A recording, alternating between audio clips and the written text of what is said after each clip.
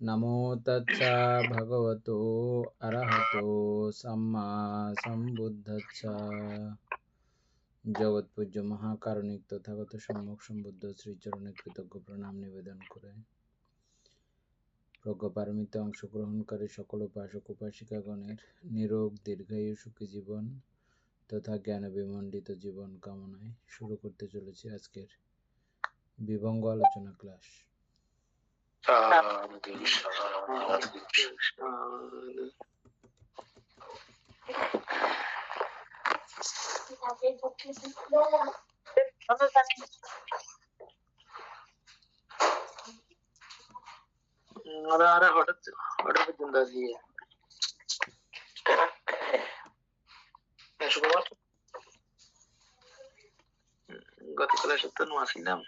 পূর্বজাত বস্তুতে পূর্বজাত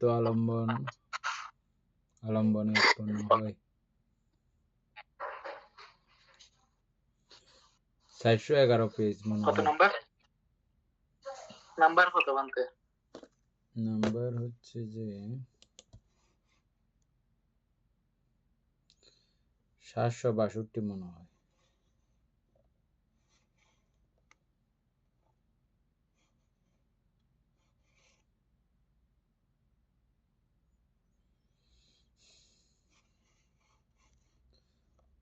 নাকি 763ও শেষ করছিলাম মনে হয়।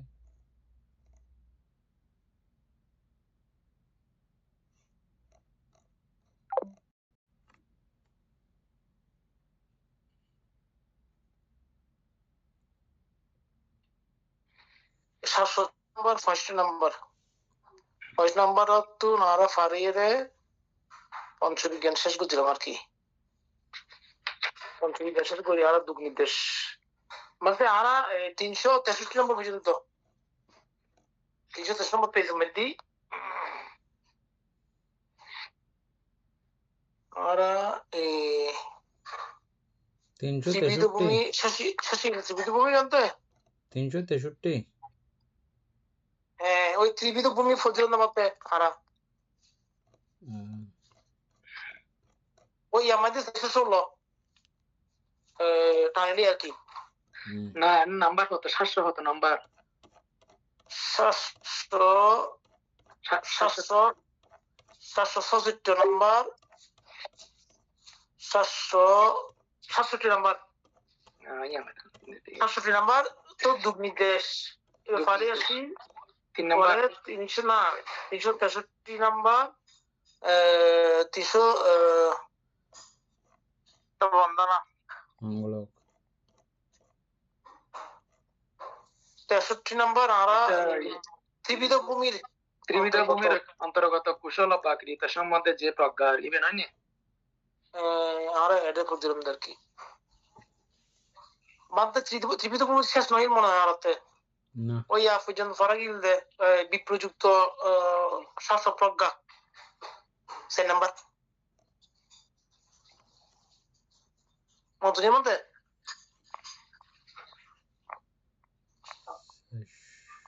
আসব বিপ্রযুক্ত শাস্ত্র প্রজ্ঞা পর্যন্ত আরো বুঝলাম আর কি। তারপরে সংযোজনীয় প্রজ্ঞা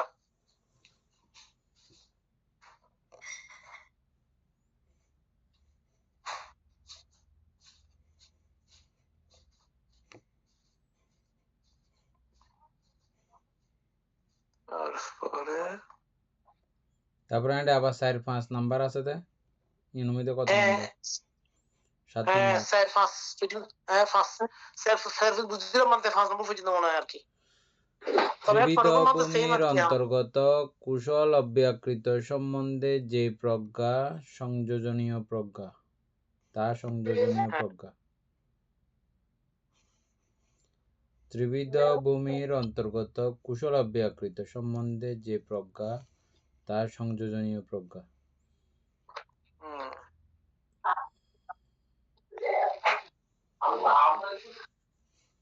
এবং চারিফল সম্বন্ধে যে প্রজ্ঞা তা অসংযোজনীয় প্রজ্ঞা। এটা আমরা বুঝে গেছিলাম।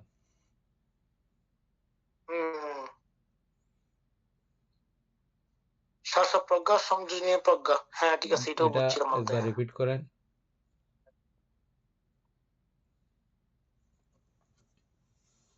5 নাম্বার। ত্রিবিধ ভূমির অন্তর্গত কুশল অব্যাকৃত সম্বন্ধে যে প্রজ্ঞা, তা হচ্ছে সংযোজনীয় প্রজ্ঞা। অর্থাৎ এই ত্রিবিধ ভূমিতে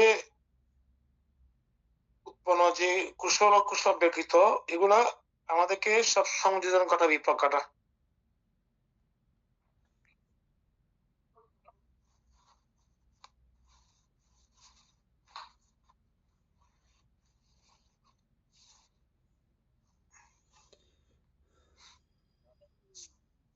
সুকুমার বাবু বুঝছেন?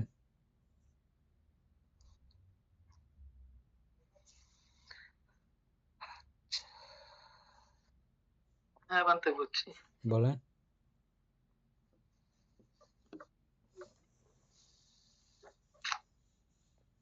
ফোন আসছে, তখন এটা ডিস্টার্ব করতেছে। আচ্ছা,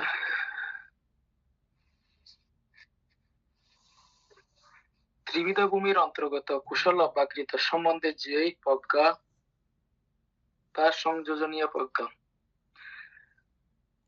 অর্থাৎ ত্রিবিধ ভূমির বানতে, অর্থাৎ এই 3 ভূমির মধ্যে যে কুশল অব্যাকৃত মানে যেই প্রজ্ঞাটা অর্থাৎ যে উৎপন্ন হবে, যেগুলা মানে যে অর্থাৎ সংযোজনের মাধ্যমে আর কি উৎপন্ন হবে, সেগুলো হচ্ছে যে সংযোজনীয় প্রজ্ঞা।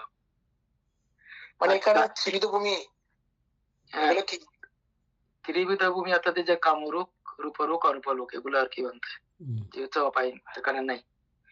তাইলে চারি মার্গ চারি ফল সম্বন্ধে যে প্রজ্ঞা, তা অসংযোজনীয় প্রজ্ঞা। অর্থাৎ চারি মার্গ চারি ফল গুলো তো মানতে শ্রোতাবর্তী মানিয়ে ওই এখন শ্রোতাবর্তী মার্গ এবং ফল এবং অরহত্ত মার্গ এবং ফল, এই 8টার মধ্যে ওটা হচ্ছে লোকোত্তর প্রজ্ঞা আর কি। হ্যাঁ এগুলো হচ্ছে লোকোত্তর প্রজ্ঞা, এগুলোর মধ্যে আর সংযোজন যুক্ত হবে না মানতে আর কি। যে আমরা দশ সংযোজন মানে পড়ছিলাম আর কি, ওই ওখান থেকে আর সংযোজন ওই যে মানে আর যুক্ত, এটা সংযোজনীয় প্রজ্ঞাগুলো আর কি। একদম লোকোত্তর প্রজ্ঞা মানতে এগুলো। ঠিক আছে। 3 ভূমির মধ্যে যেগুলো কুশল এবং অব্যকৃত আছে এগুলোও সংযোজন হয়, তবে অকুশল বর্জন করার জন্য নিশ্চয়ই প্রজ্ঞা প্রয়োজন হয়। ওই প্রজ্ঞা এখানে জাস্ট অকুশল বর্জনের জন্য, এবং অব্যকৃত, কুশল এবং অব্যকৃত, আমরা অব্যকৃত চিনেছি, ওগুলো করতেও এই প্রজ্ঞার প্রয়োজন হয়। ওই প্রজ্ঞার স্থান ওই পর্যন্ত, কিন্তু এর পরবর্তী ধাপের প্রজ্ঞা, যেমন শ্রোতাপত্তি মার্গফল লাভ করলে 3 সংযোজন ছিন্ন হয়ে গেছে, তাহলে এই জন্য এটা ক্রমিকভাবে অসংযোজনীয় প্রজ্ঞা।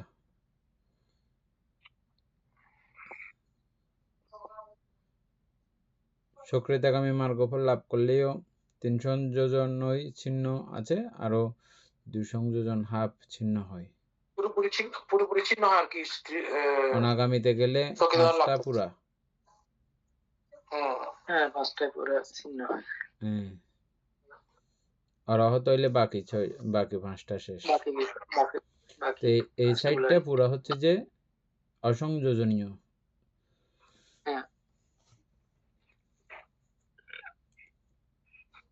তারপরে 6 নাম্বার, ত্রিবিধ ভূমির অন্তর্গত কুশল অব্যকৃত সম্বন্ধে যে প্রজ্ঞা, তার সংযোজন বিপ্রযুক্ত সংযোজনীয় প্রজ্ঞা।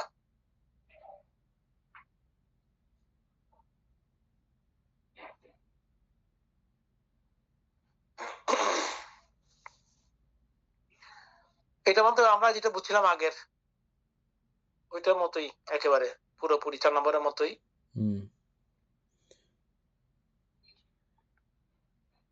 চারি মার্গ এবং চারি ফল সম্বন্ধে যে প্রজ্ঞা, তার সংযোজন বিপ্রযুক্ত অসংযোজনীয় প্রজ্ঞা।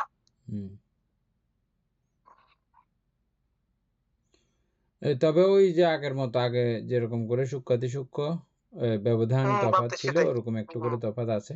ওটা আমাদের বিশেষ কোনো বাধার কোনো কারণ না। তারপরে 7 নাম্বার একটু সূক্ষ্ম গ্রন্থিটা। হ্যাঁ, ত্রিবিধ ভূমির অন্তর্গত কুশল অব্যাহত সম্বন্ধে যে প্রজ্ঞা তা গ্রন্থনীয় প্রজ্ঞা, চারি মার্গ এবং চারি ফল সম্বন্ধে যে প্রজ্ঞা তা অগ্রন্থনীয় প্রজ্ঞা। মাত্র এখানে গ্রন্থনীয় বলতে আমরা ওই যোগ বুঝেছিলাম না? গ্রন্থিয়ত্ব মানে গীতা গিরা লাগি যাওয়া, লাগি যাওয়া।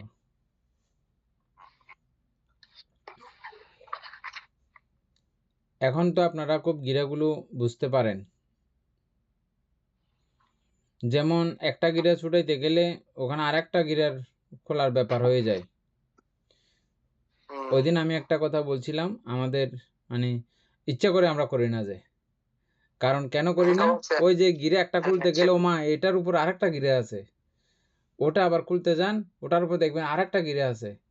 এভাবে ওই যেমন আমরা অতিরিক্ত সুতা ফাঁকাই গেলে তখন আমরা কি করি, এটা খুলতে গেলে ওমা দেখতেছি এটাকে আবার এটা আটকাইছে, এটাকে এটা আটকাইছে, এগুলো করতে করতে করতে করতে শেষ পর্যন্ত হ্যাঁ আপনি খুঁজতে থাকলে এটা শেষ পর্যন্ত কিন্তু আপনি পাবেন, ওটা মানে কোনটা থেকে কোনটা পাবেন। ওটা খুললে ওটা খোলার পরে ক্রমান্বয়ে সবগুলো খুলে আসতে হবে। তো এগুলো খুলতে আমাদের অত সময় দিতে আমাদের ইচ্ছা করে না, আমরা খুলি না, ধৈর্য নাই, আমরা খুলি না। কিন্তু এমনি আমরা এগুলো সিস্টেমটা কিন্তু এই বইটা পড়লে অন্তত গিরা খোলার সিস্টেম কিভাবে খুলতে হয় এটা জানা যায় এবং জানতে পারতেছি। এবং এটা জানতে জানতে একসময় এমন পরিস্থিতি হবে দৌড়ও আজ খুলে ফেলি কিন্তু খুলে ফেলি, মানে অভিধর্ম চর্চা হচ্ছে এমন। তবে এটা একটু ভালো হিট খাওয়া প্রয়োজন হয় অনেক সময়, মানে সাংসারিকভাবে খুব বড় ধরনের ধাক্কা খেয়েও অনেকে পুরোপুরি সংসার থেকে মনকে বিচ্ছিন্ন করেছেন পার্থিবভাবে, এরকম অনেক আছে, কিছু একটা ধাক্কা খাইলে আর কি। এমনি সচরাচর আমরা ছুটতে চাই না, মায়া।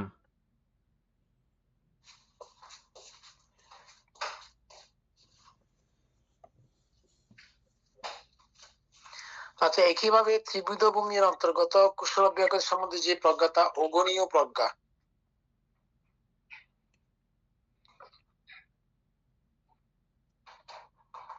চারি মার্গ এবং চারি ফল সম্বন্ধে যে প্রজ্ঞা তা অনগণীয় প্রজ্ঞা।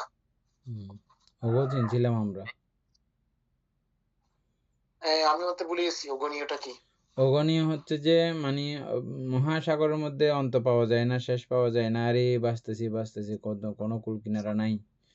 হ্যাঁ, এরকম ভাবলেও তো আমাদের বিশাল একটা ভয় লাগে না, কুল কিনারা নাই, কোনো দিকে দেখা যায় না, তার মধ্যে একটা মহা আবার এই স্রোতে ভাসিয়ে ভাসিয়ে নিয়ে যাচ্ছে, কোন দিকে নিয়ে যাবে, কোথায় নিয়ে যাবে, কোনো ঠিক ঠিকানা নাই, কিছু ধরার কোনো কুল কিনারা নাই, কিছু ধরারও, কিছু ধরে যে ইয়ে করবো বাঁচবো, আঁকড়ে ধরে বাঁচবো, এরকমও নাই। ওগো এই দুঃখের সাগর, তৃষ্ণার সাগর, কষ্টের সাগর, এগুলো সবগুলোকে ওগো মানে হচ্ছে যে সাগর। আচ্ছা, ওগো মানে সাগর। হ্যাঁ, কিসের সাগর এটা? ওই দুঃখের সাগর,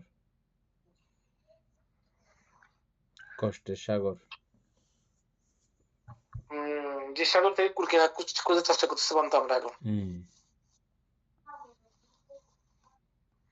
ওগো চার প্রকার না বানতে তাও নাকি? উগো তো চার প্রকার মনে হয়, গ্রন্থিও চার প্রকার, উগো চার প্রকার আমরা বলছিলাম যে আগে। তারপরে তারপর হচ্ছে ত্রিবিধ ভূমির অন্তর্গত কুশল অব্যাহত সম্বন্ধে যে প্রজ্ঞা তা যোগনীয় প্রজ্ঞা, চারি মার্গ চারি ফল সম্বন্ধে যে প্রজ্ঞা তা অযোগনীয় প্রজ্ঞা। ও আছে এর আগে অবশ্য উগো বিপ্রযুক্ত অগণীয় প্রজ্ঞা আছে বলতে, যেটা আমরা আগে যেটা বুঝছিলাম ওটার মধ্যেই। তারপরে এর নামগুলো আলোচনা করে করে চলে গেলে বাকি পড়াগুলো সব একই। তেরোর মধ্যে দেখেন, তারপর হচ্ছে 13-র মধ্যে আছে নিবরণীয় প্রজ্ঞা, উপরেরটার মতো বাকি সবগুলোই। তারপরে দেখেন নিবরণ আমরা চিনি, তারপরে পরামর্শ প্রজ্ঞা, হ্যাঁ, তারপর হচ্ছে পরামর্শ গৃহীত, পরামর্শ একই কথা না? এখানে একটু করে এটার বিবৃতি দেওয়া হয়েছে। পরামিষ্ট ও মানে আচ্ছা, হচ্ছে বিকৃত। যে এ, প্রজ্ঞতা বিকৃত পরামিষ্ট প্রজ্ঞতা বিকৃত কাকে বলে?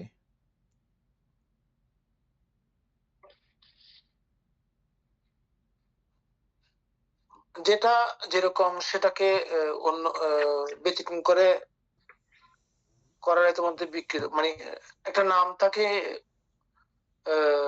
উল্টা করে ডাকা বা এরকম, আমরা ওইরকম করে যে বিকৃত জানতাম সেই বিকৃত এখানে না, হ্যাঁ হ্যাঁ, সে বিকৃতই। সেটাই হ্যাঁ হ্যাঁ সেটাই হবে না এখানে। হ্যাঁ, যেমন আমরা যদি আচ্ছা ঠিক আছে, পঞ্চস্কন্ধকে সুখ বলি, এটাকে আমি বিকৃত করেছি। এই সুখ হ্যাঁ নামক সেটাই। সংজ্ঞায় যত কার্যক্রম করব সবগুলো বিকৃত, একদম এটা লাস্ট পর্যায়ে। তবে এটা কুশলের পরবর্তী ধাপগুলোই আমাদেরকে এখানে শেখানো হয় মূলত। কিন্তু এই অভিধর্মের আলোকে বা সর্বশেষ প্রান্ত যদি আপনি চিন্তা করতে যান, তাহলে এই পরামিষ্ট একেবারে শ্রুতাপত্তি অরহৎ মার্গ ফল পর্যন্ত এটার অস্তিত্ব। অরহৎ হলে আর মার্গ পর্যন্ত বিকৃতির কোনো অবস্থা নাই, অরহৎ ফল প্রাপ্ত রথ হয়ে মার্গ। গেলে। আচ্ছা, হ্যাঁ, বুঝছেন? এমনি নর্মালি অকুশল বর্জন করলে আপনি বিকৃতি বা পরামিষ্ট বর্জন করেছেন এরকমটা বলা চলে। কিন্তু আপনি প্রকৃত অর্থে বিকৃতির মধ্যে দেখলে আরো সূক্ষ্ম বিষয় আছে বলতে, সেটাই এই তো এক সূক্ষ্ম অতি সূক্ষ্ম শেষটা এটা আর কি। কোনটা? এটা। ওই যে এটা দুঃখ, দুঃখকে যদি আপনি সুখ বলেন, আপনি বিকৃত করলেন না বিষয়টা। হ্যাঁ, ভাবে ঠিক উল্টো হয়ে গেল আর কি। হ্যাঁ ঠিক। অনিত্যকে যদি আপনি নিত্য বলতে যান, কখনো এটা বিকৃত করলেন না। তারপরে অনাত্মাকে যদি আপনি আত্মা বলতে যান, তাহলে বিকৃত করলেন না। ঠিক।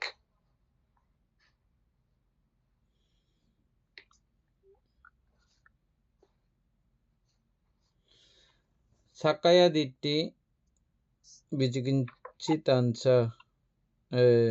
ইয়েদের বাড়িতে, আমাদের সুমন বাবুদের বাড়িতে দেশনা করতে গিয়ে হঠাৎ করে এগুলো, ওই কথাগুলো আসলো যে কিরকম করে। আমরা আগে সাক্কায়া দিট্টি আলোচনা করেছিলাম, বুঝছেন? তো আলোচনা করতে করতে ওদের বাড়িতে গেছে, এটা নতুন করে কথাটা আসছে। সুকুমার বাবুর মনে আছে না? আমি ওখানে সাক্কায়া দিট্টি আলোচনা করছিলাম। এটা আগে কখনো আসে নাই, আপনি আগে নিয়ে কখনো আর কি আসে নাই, বা ক্লাসের মধ্যে বাংলাদেশ ক্লাসেও আসে নাই এই কথাটা, এই ক্লাসেও আসে নাই। তবে এটা আপনাদের সঙ্গের উদাহরণের মধ্যে গেছে আর কি। আজকে সময় আগে বলছে, খুব সুন্দর দেশনা দিয়েছেন বলতেছে। এটা আমাদের এমনি হঠাৎ করে আসছে এটা আমার কথাটা, কোনো আসার সেখানে কোনো কথা না, কিছু না। আমি পরে চিন্তা করতেছি এটা কিরে, এটা কোত্থেকে আসলো, কিভাবে আসলো হঠাৎ করে।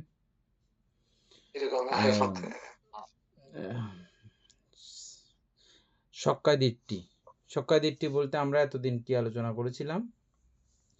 নিজের দেহ মনকে নিজের মনে করা, এটা আমরা এতদিন করে ভাবছিলাম বা ওভাবেই চিন্তা করে আসছিলাম। তবে এটা আসার পেছনে কারণ কিন্তু আবার আমাদের অর্থ সংগ্রহ 3-4 বার পড়ার কারণে এই পর্যন্ত আসার পেছনে কারণ। তবে হ্যাঁ, ওই ক্লাসে এটা বলা হয় নাই, বাংলাদেশ ক্লাসেও। নাম এবং রূপে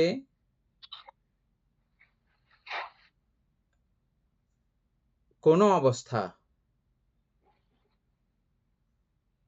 বলতে 52 প্রকার চতুর্ষিক অথবা 28 প্রকার রূপ, এগুলোই আমাদের দেহের মধ্যে আছে, বাইরে আছে, এর বাইরে আর কোনো কিছু নাই।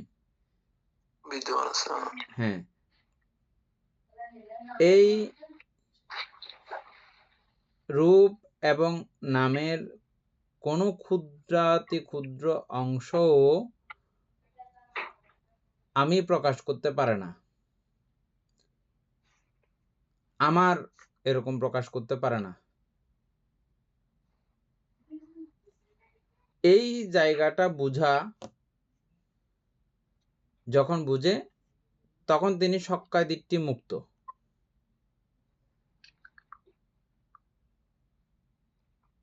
এটা একেবারে সাক্কায়া দিট্টির চরম পর্যায় পর্যন্ত। এমনি আপনি যতই যাকে বলেন না কেন, এটা কেউ বুঝবে না, কিন্তু আপনারা আশা করে নিতে পারতেছেন, বুঝতে পারতেছেন।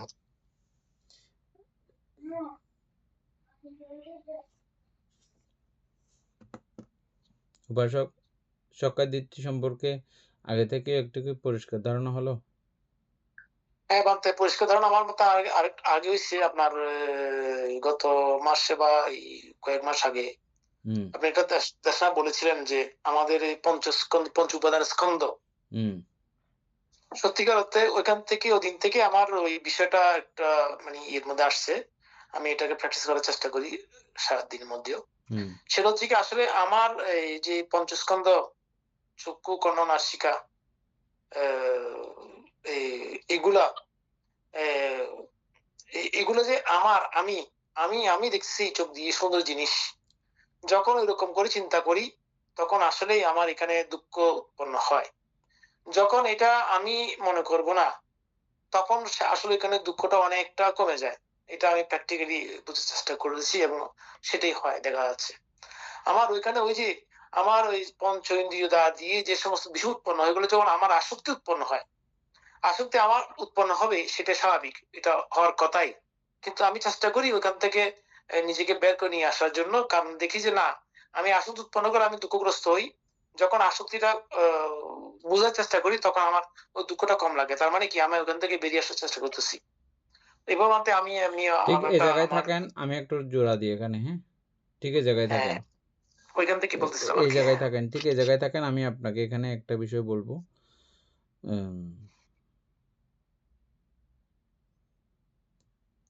এখান থেকে নিজেকে সরিয়ে আনার, গুটিয়ে আনার এটা এক চেষ্টা, এটাও বিপাশানার অন্তর্গত, বা এটা বাড়িত বারণ করা, শাসন করা, ওই জাতীয় পর্যায়ের মধ্যে পড়ে। এটা থেকেও আরো সাংঘাতিক পর্যায়ের একটা আছে। সেটা কি? সেটা হচ্ছে যে চোখে সে মুহূর্তে যা দেখতেছে, যাহা দ্বারা ওই বিষয় দেখতেছে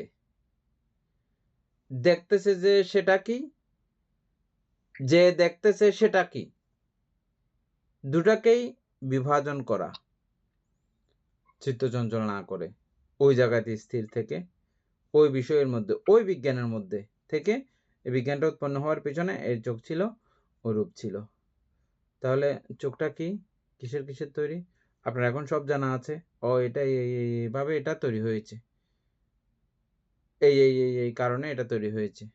আর রূপটা কি? রূপটাও আমরা রূপ সম্পর্কে এখন মোটামুটি একটা আইডিয়া হয়েছে, যে আইডিয়ার কারণে আমরা পুরো জগৎ সৃষ্টি সম্পর্কে মোটামুটি এখন আইডিয়া করতে পারি, নাকি না? এই জিনিসটা পুরো দেখা মাত্র সঙ্গে সঙ্গে এদের পুরো আসল স্বরূপ আপনার কাছে প্রকটিত হবে। তাদের প্রত্যেকটা অবস্থার বিচ্ছিন্নতা অবস্থা, অসংযুক্ত অবস্থা, এটার সঙ্গে সঙ্গে আপনার চোখে, আপনার দৃষ্টিতে উৎপন্ন হবে। প্রত্যেককে যখন যার যার তাহলে যখন আলাদা করে দেখবেন, আলাদা, এগুলো যার যার জায়গায় সে আলাদা।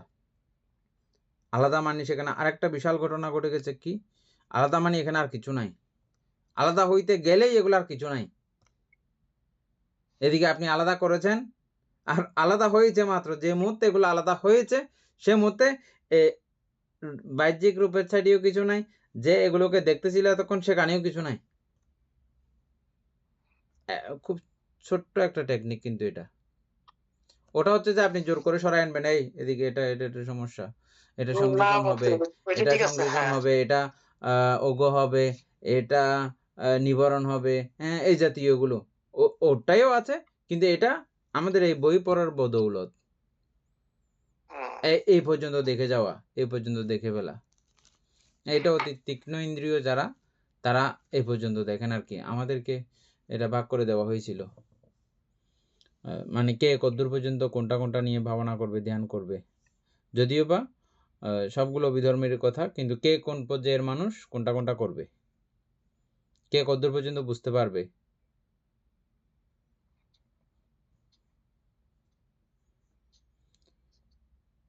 ঠিক আছে, আমরা এদূর পর্যন্ত উপাসক বুঝছেন না?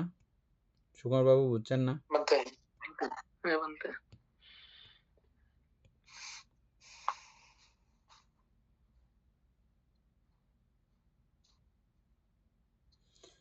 তারপরে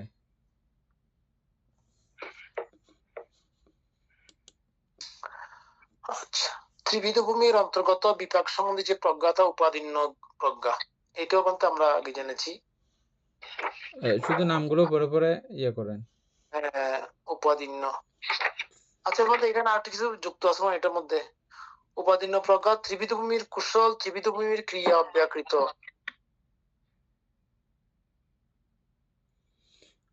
ক্রিয়া অব্যকৃত।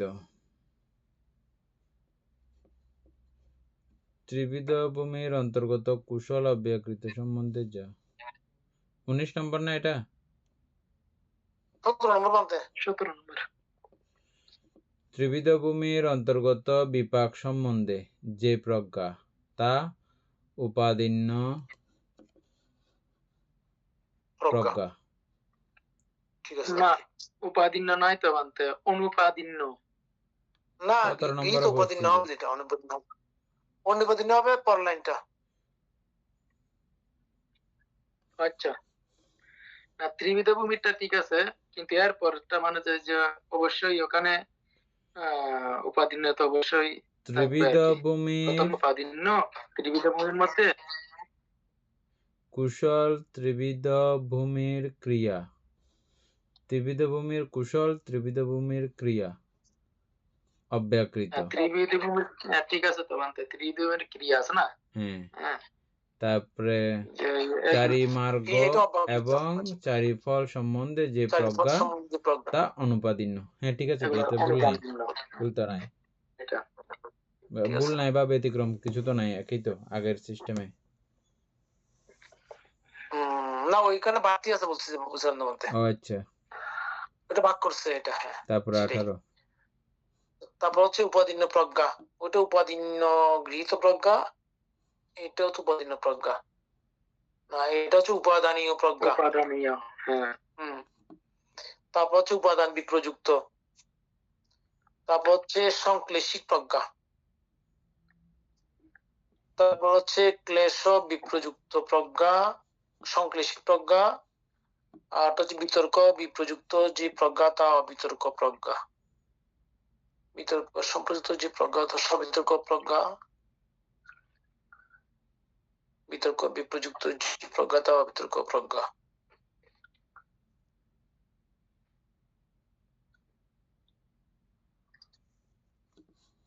আচ্ছা 30 বিচার সম্প্রযুক্ত, এখন পর্যন্ত এটা চলে আসছে কি এখানে, গতবার আমরা পড়ছি একই জিনিস, জ্ঞানের অঙ্গের গুলো আসছে। সম্প্রযুক্ত যে প্রজ্ঞা, প্রীতিক প্রজ্ঞা, প্রীতি বিপ্রযুক্ত যে প্রজ্ঞা তা অপ্রীতিক প্রজ্ঞা, প্রীতি সম্প্রযুক্ত যে প্রজ্ঞা তা প্রজ্ঞা প্রীতি বিপ্রযুক্ত প্রজ্ঞা, তারপর সুখ বিপ্রযুক্ত প্রজ্ঞা, উপেক্ষা বিপ্রযুক্ত প্রজ্ঞা। উপেক্ষা বিপ্রযুক্ত প্রজ্ঞাটা একটু বলেন, তাহলে মাঝখানের গুলো সবাই বুঝবে কোত্থেকে আমরা কোথায় যাচ্ছি। এখানে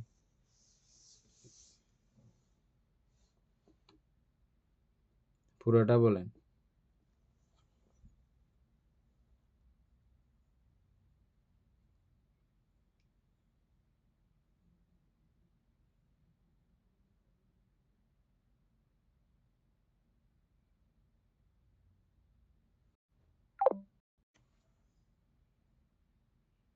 বাদ 28 নম্বরটা ঠিক আছে।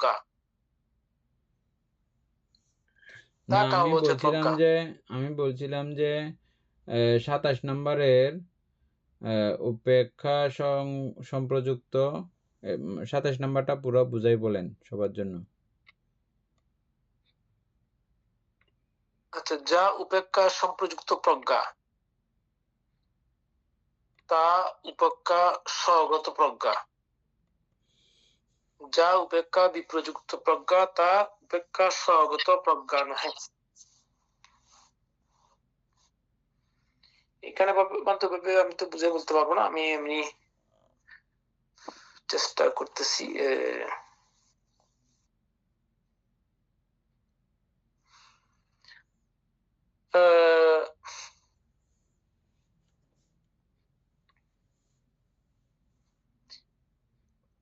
এটা তো ধ্যানাঙ্গ না উপেক্ষা, এটা হ্যাঁ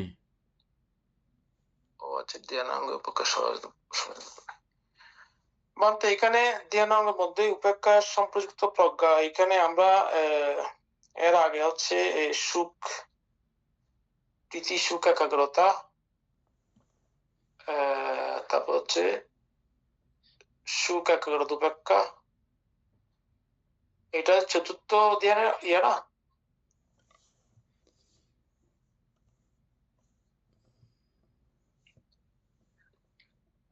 এটা পঞ্চম ধ্যানের আর কি, অর্থাৎ না উপেক্ষাটা চতুর্থ ধ্যান থেকে আসছে না নাকি?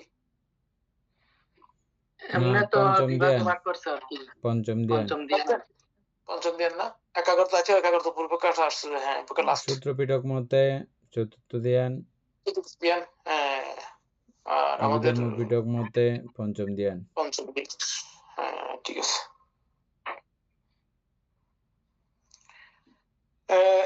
এই জায়গার মধ্যে বলতে আমাদের ওই এই যে একাগ্রতা,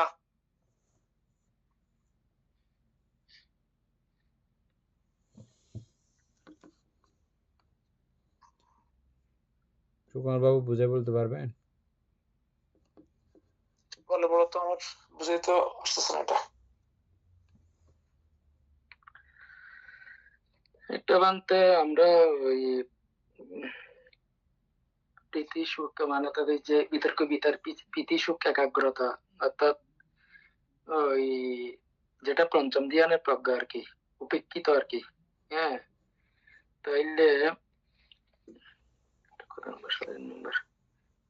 তো এখানে উপেক্ষা মানে তাতে যা, অর্থাৎ ওই মানে অর্থাৎ অবহেলা নয়, অর্থাৎ যে চিত্তের সাথে, অর্থাৎ এটা অবশ্যই নিরপেক্ষ থাকে আর কি বলতে, যে প্রজ্ঞাটা উৎপন্ন, তাদের যে প্রজ্ঞার মাধ্যমে এই ধ্যানটা মানে তাদের যে উৎপন্ন হবে আর কি বলতে।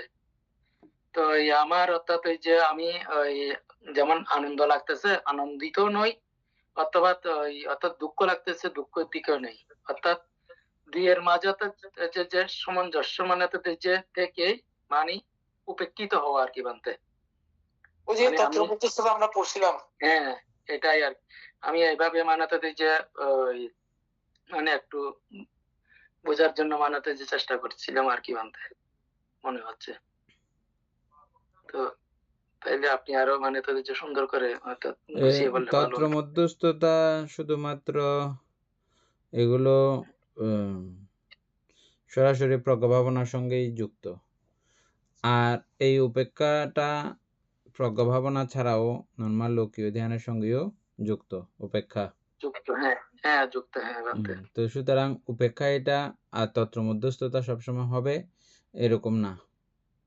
আচ্ছা এই উপেক্ষায় যে তন্ত্র মধ্যস্থতা এরকম না, তন্ত্র মধ্যস্থতা কিন্তু জ্ঞানজ আমরা পড়েছিলাম বারবার। হ্যাঁ তত্ত্ব মধ্যস্থ জ্ঞানজ, হ্যাঁ মানে এটা জ্ঞান এখানে জ্ঞানজ কারণে এখানে প্রজ্ঞা লেখা। এই প্রজ্ঞা এইটাই আমি এতক্ষণ ধরে বুঝাইতে চেষ্টা করতেছিলাম। হ্যাঁ, এই প্রজ্ঞার তত্ত্ব মধ্যস্থতার প্রজ্ঞা অনেক ব্যবধান আছে। এটা অকুশল বর্জন করতে আমাদের প্রজ্ঞা লাগে। হ্যাঁ, তবে এই প্রজ্ঞা আর অরহতের প্রজ্ঞা সেম না, ঠিক এরকম আর কি, বুঝছেন? এটা হচ্ছে যে আপনার কামত্যাগ করার জন্য যে প্রজ্ঞা লেগেছে না, ওই প্রজ্ঞা।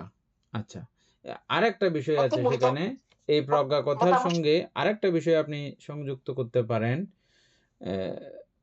এই উপেক্ষা চিত্ত সম্পর্কে বুদ্ধের যথাযথ জ্ঞান, সেটা যেমন ঠিক তেমন রূপে জানতে পারার জ্ঞানকেও প্রজ্ঞা বলা হয়। ওই অবস্থা, ওই চিত্তটা সম্পর্কে যদি প্রজ্ঞা নিক্ষেপ করেন ওখানে, তাহলে কি হয়? ওই চিত্ত অনিত্য, ওই চিত্ত দুঃখ, ওই চিত্ত অনাত্মা। কোন চিত্ত? উপেক্ষা সহগত একাগ্রতা সম্পন্ন পঞ্চম ধ্যান। ওই চিত্ত সম্পর্কেও প্রজ্ঞা মানে কি? ওই চিত্ত অনিত্য, ওই চিত্ত দুঃখ, ওই চিত্ত অনাত্মা।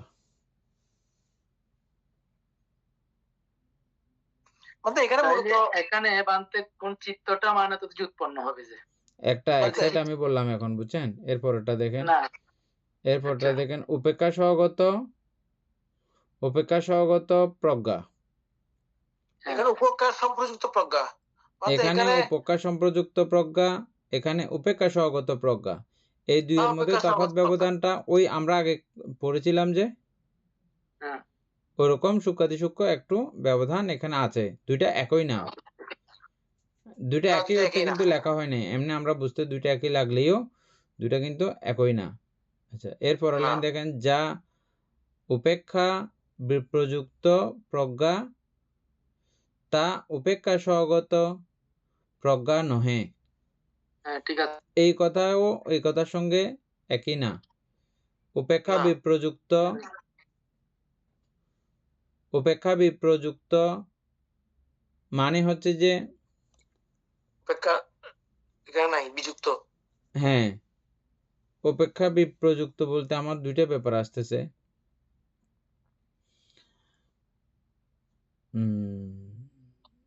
না, ওই সাইডে তো এখনো, ওই সাইডে তো কন্টিনিউ উপেক্ষা, পরমাত্মিক সাইড ওখানে গেলে তো এগুলো তো সবগুলোই একটা উপেক্ষার ব্যাপার সবসময় রয়েছে, নির্বাণ উপেক্ষার ব্যাপার, ওটাও এখানে না। এটা হচ্ছে যে উপেক্ষা যখন থাকবে না, উপেক্ষা বিপ্রযুক্ত ভাব।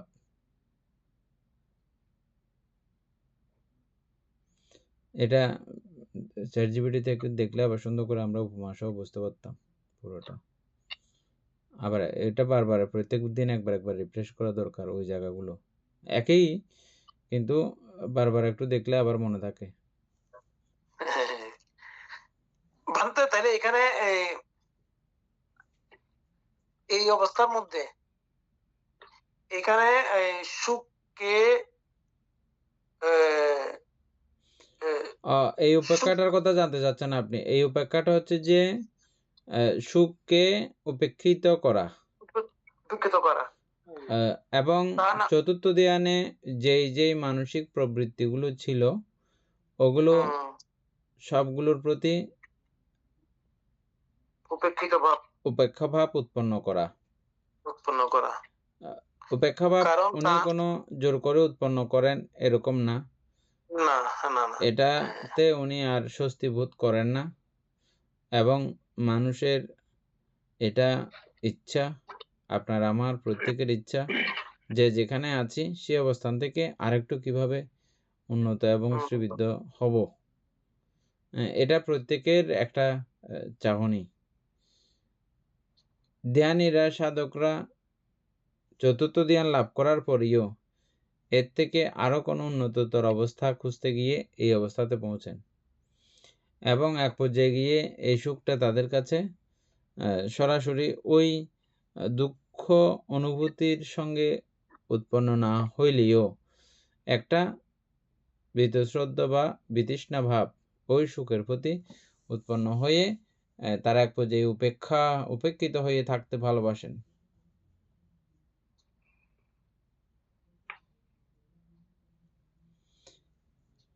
এটা একটা সুন্দর একটা বর্ণনা পেয়েছিলাম, এখন মাথায় আসতেছে না, মানে কেন এভাবে তিনি উপেক্ষিত কেন হন, উপেক্ষা ভাব সম্পন্ন ভাবাপন্ন সম্পন্ন কেন হন, এটা একটা আছে।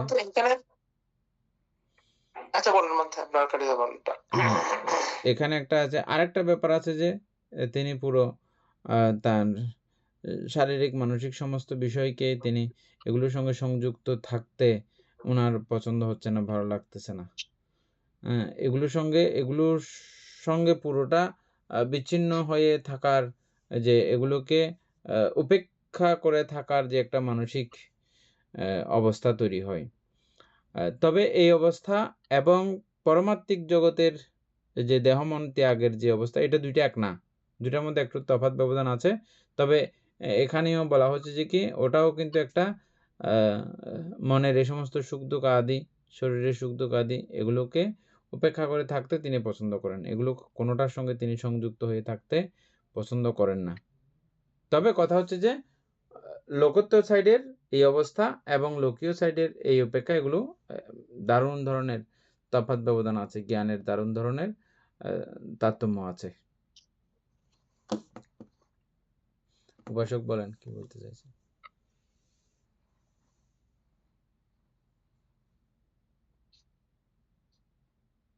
সুকুমার পাইছে? না, আপনি কি বলতে চাচ্ছিলেন বলেন। ও আচ্ছা, না, তো খুঁজি নাই কোনো কিছু। ও আচ্ছা, আমি তো ওটা একটু দেখে নিতে বলছিল যে বান্ধে। পুরোটা লিখতে হবে 27 27 নম্বর নম্বর। পুরোটা। আরেকটা সিস্টেম আছে, আমি আপনাকে বলি।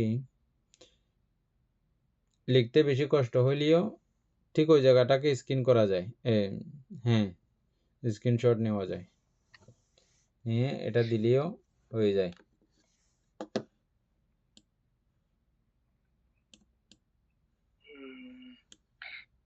এগুলো তো লিখতেও সমস্যা আমার বেশি, যুক্তপূর্ণ গুলো। কপি করা যায় তো? কপি, আচ্ছা, কপি করলে পুরোটা চলবে না? না, ছোট জায়গায় কপি করা যায়।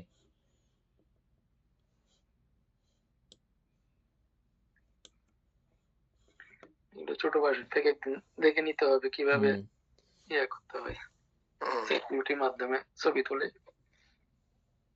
আর না হলে আমি যেভাবে সরাসরি কথা বলে জিজ্ঞেস করি ওভাবেও জিজ্ঞেস করতে পারেন। আমাদের সুপ্রিয় ভাষা নেই। আচ্ছা, শুনি তো। উনি খুব শর্টপট টাইপ করে ফেলে এগুলো। ও মনে হয় তা তো এই ছবি তুলে গিয়া করে ফেলে যায়, ছবি কি মনে হয়? ছবি তুলে বললেও হয়ে যায়। এখানে যে 27 নাম্বার দেখতেছো, একটা ওই করে 27 লিখতে নাম্বারটা কমপক্ষে আমাকে অনেকক্ষণ বর্ণনা সময় করে লাগে। দাও। এখানে 26, 27, 28 আছে না, আমি পুরোটাই ছবি তুললাম, শুধু বললাম যে আমাকে 27 নাম্বারটা ব্যাখ্যা করে দাও, ও 27 নাম্বার ব্যাখ্যা করে দেবে। আচ্ছা, তারপরে 28 নাম্বার।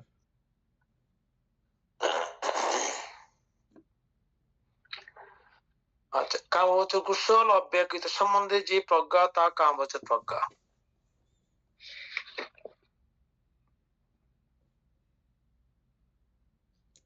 শুধু এই সাইডটা আবার বলেন তো। কোন সেটটা বলতে? কামবাচক কুশল অব্যকৃত সম্পর্কে যে প্রজ্ঞা, হ্যাঁ, তা হচ্ছে কামবাচক প্রজ্ঞা। এটা বলেন তো। বলতে আমরা ওই কামবচরের মধ্যে আমরা যে চিত্রগুলো পড়ছিলাম, এখানে কুশল কুশল পেগে যেগুলো আছে, ওগুলো সম্পর্কে যে প্রজ্ঞা, ওগুলাই ওইটা কামবচর প্রজ্ঞা বলা হচ্ছে আর কি। হ্যাঁ, হবে তো। ওগুলো সম্পর্কে এখানে কামবচর শব্দটা যুক্ত করার কারণ কি? বলতে ওইটা তো, ওইগুলো তো সবগুলা এগুলো তো কামবচরের অন্তর্গত চিত্রগুলা। আর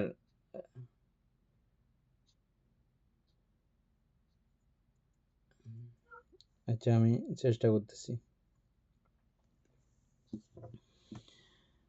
আমরা অষ্টবিধ কুশল চিত্ত পড়তে গিয়ে জ্ঞান সম্প্রযুক্ত চিত্ত দেখেছি না আমরা? ওই জ্ঞান সম্প্রযুক্ত চিত্ত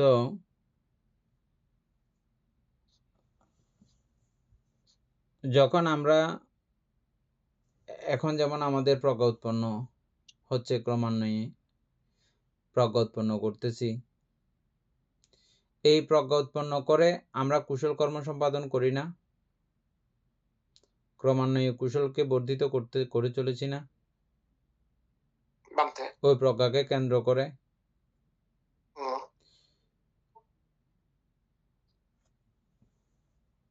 এই প্রজ্ঞাকে ঘিরে যে কুশল এবং অব্যকৃত হয়, ওটাকেই কামবচর প্রজ্ঞা বলা হয়।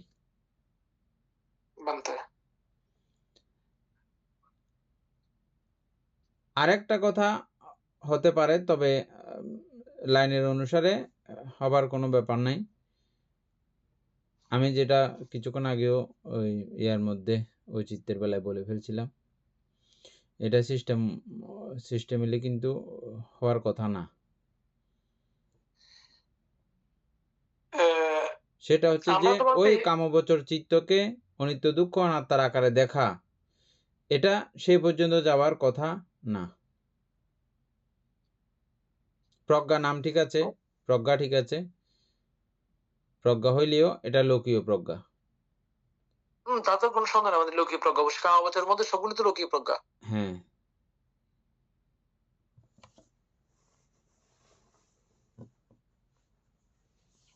নরমালি আবার প্রজ্ঞা কিন্তু সবসময় লোকোত্তর, প্রজ্ঞা আবার লোকীয় হয় না।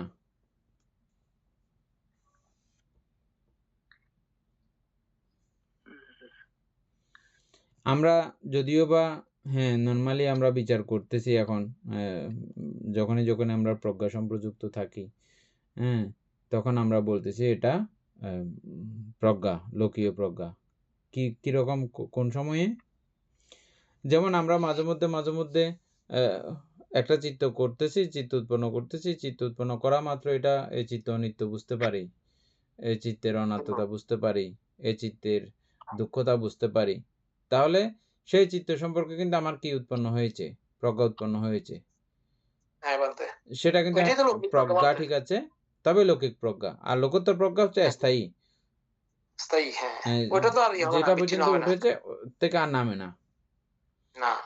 আর লোকীয় প্রজ্ঞা হচ্ছে যে আমরা হ্যাঁ মাঝে মধ্যে এরকম চিত্ত করি, এরকম চিত্ত উৎপন্ন করি, চিত্তের অবস্থা বানাই, আবার ডাউনও হই, আবার ডাউনের কার্যক্রমও করি। এটা তো আমাদের কামাবতের প্রজ্ঞা। হ্যাঁ, এগুলো কারণ হচ্ছে এই কামাবতের প্রজ্ঞা যদি আমরা প্রজ্ঞা না করি, তাহলে লোকোত্তর পর্যন্ত কোনোভাবে সম্ভব না বলতে। না। এটা জানতে হবে, তাই না? এভাবে করতে করতেই ক্রমান্বয়ে যাওয়া যায়। স্থায়ী হবে বলতে। হ্যাঁ, সুকুমার বাবু 27 নম্বর বার করলে বলিয়েন। হ্যাঁ, বানতে বের করছি, উপাসককে ছোট ভাষাকে এসে দেখাই দিছে আর কি, সাথে সাথে তো উত্তর দিয়ে দিছে আর কি। তো অবশ্যই অনেক কিছু লিখছে, আমি অনেক কিছু একবার পড়েন, এগুলো পড়ছি যে দের হইছে। হ্যাঁ আর কি, আমি সেটা বলতে চাচ্ছিলাম আর কি।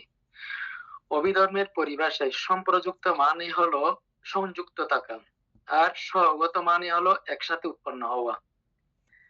এই বাক্যটির মূল অর্থ হলো প্রজ্ঞা এবং উপেক্ষা, নিরপেক্ষতা, যখন একটি চিত্তের সাথে কাজ করে, একসাথে কাজ করে। উপেক্ষা সম্প্রযুক্ত প্রজ্ঞা কি?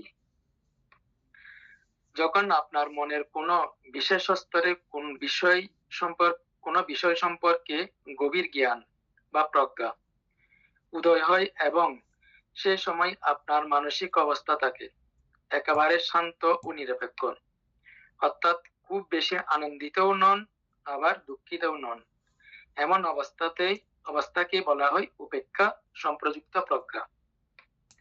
কেন একে উপেক্ষা সহগত প্রজ্ঞা বলা হয়? যেহেতু এখানে প্রজ্ঞা এবং নিরপেক্ষতা একই সময়ে একই চিত্তে উৎপন্ন হয়েছে, তাই প্রজ্ঞাটি উপেক্ষার সাথে এসেছে বা উপেক্ষা সহগত। সহজ কথায় প্রজ্ঞাটি তখন নিরপেক্ষতার রঙে রাঙানো। উপেক্ষা বিপর্যুক্ত প্রজ্ঞা কেন উপেক্ষা সহগত নয়? বিপ্রযুক্ত মানে হলো বিযুক্ত বা আলাদা। যদি প্রজ্ঞা উদয় হওয়ার সময় চিত্তে উপেক্ষা বা নিরপেক্ষতা না থাকে, যেমন হয়তো তখন খুব আনন্দ ও সমনস্য আছে, তবে সেই প্রজ্ঞাকে আমরা কোনোভাবেই উপেক্ষা সহগত বলতে পারি না, কারণ তখন প্রজ্ঞার সাথে উপেক্ষা নেই, আছে আনন্দ বা অন্য কোনো অনুভূতি। সার কথা, এই পয়েন্টটি দিয়ে বোঝানো হয়েছে যে প্রজ্ঞা সবসময় একই অনুভূতি নিয়ে আসে না। প্রজ্ঞা কখনো খুব আনন্দের সাথে আসতে পারে, সমনস্য সহগত এটা, আবার কখনো খুব শান্ত ও স্থির নিরপেক্ষতার সাথে আসতে পারে, এটা হচ্ছে উপেক্ষা সহগত। এটা 27 নম্বর মানতে পয়েন্টের ব্যাখ্যাগুলো। তাই আমরা আগে যেভাবে বুঝছিলাম এভাবেই তো মানি, তাই তো বেশি কিছু আর বুঝিয়ে দেয় না, সেটাই। তবে আরেকটা জিনিস মাথায় আসছে, ওটা বুঝলেও একটু সহজ হয়ে যায়। যেমন পঞ্চম ধ্যানের সহিত শ্রোতাপত্তি মার্গচিত্ত, ফলচিত্ত, এগুলো আমরা পড়ছিলাম না? পঞ্চম ধ্যানের সহিত, পঞ্চম ধ্যান মানে এই উপেক্ষা, এটা তো জ্ঞান ওজোর মধ্যে তত্ত্ব মধ্যস্থান মধ্যে হ্যাঁ আমরা পড়ছিলাম। তো হ্যাঁ ওখানে আর এখানে ব্যবধানটা ওটা ওই জায়গাটা বুঝলে এই যে এখানের হ্যাঁ কথাগুলো বুঝে যাবেন আর কি। কখনো কখনো এটা আনন্দের সহিত আসে। আনন্দ বলতে ওই সমনুষ্য সহিত। সমনুষ্য সমনুষ্য হচ্ছে যে সহিত। হ্যাঁ সমনুষ্য হচ্ছে আনন্দের যে কি সহিত বিতর্ক বিচার প্রীতি সুখ একাগ্রতা ওই সুখটা সমনুষ্য। একাগ্রতা।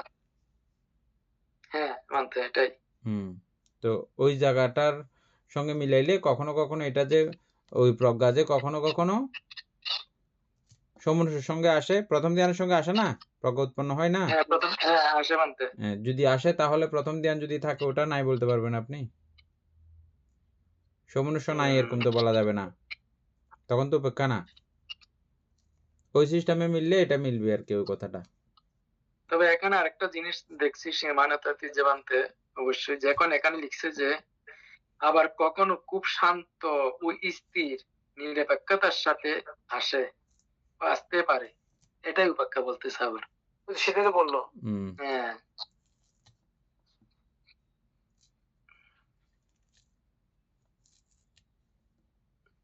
প্রথম ধ্যান দ্বিতীয় ধ্যান সবগুলোই শান্ত নিরপেক্ষ মানেই হচ্ছে যে আবার কিন্তু উপেক্ষা। নিরপেক্ষ মানে উপেক্ষা, হ্যাঁ মানতে। আজকে তো এমনি সময় শেষ হয়ে গেছে, আরেকটা পড়বেন কিনা দেখেন। মাত্র কামা বছরটা শেষ করে দেয়। হ্যাঁ কামা বছরটা শেষ করেন 28 নম্বর। তো কাগজ প্রজ্ঞা পর্যন্ত আমরা তো আলোচনা করছি। এখন রূপাবচর প্রজ্ঞা ও অপ্রতিপন্ন অর্থাৎ অসংশ্লিষ্ট অর্থাৎ লোকোত্তর প্রজ্ঞা কাগজর প্রজ্ঞা নহে। হ্যাঁ ওগুলো কামা বছর প্রজ্ঞা না। ঠিক আছে।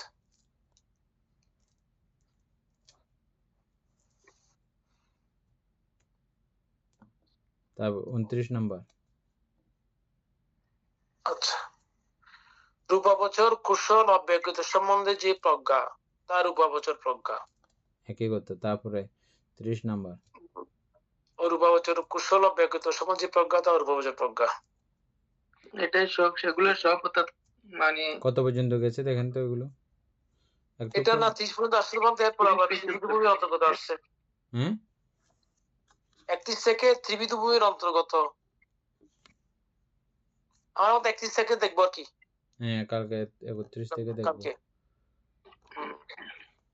35 পর্যন্ত আছে যে। ও আচ্ছা হ্যাঁ ঠিক আছে। প্রিয় উপাসক উপাসিকাবৃন্দ, এতক্ষণ পর্যন্ত আমরা বিভঙ্গ আলোচনা করেছি। এতে আমাদের অপ্রমেয় পুণ্য সাধিত হয়েছে। এই পুণ্য রাশি অনন্ত চক্রালবাসী সত্যগণকে দান করছি, গুরুভান্তি দেহকে দান করছি, মাতা পিতাগণকে দান করছি এবং এই পুণ্যের কাছে আমরা প্রত্যেকে প্রার্থনা করব নির্বাণ লাভ অবধি অসৎ ব্যক্তি মূর্খ ব্যক্তি পাপমিত্রের সংসর্গ লাভ না করে সদা সর্বদা জ্ঞানদর্শী কল্যাণ মিত্রের সান্নিধ্য সংসর্গ লাভ করতে সক্ষম হই, এইরূপ সাধু কামনা পোষণ করে আজকের মতো ক্লাস এখানে সমাপ্ত করছি। সাধু সাধু সাধু।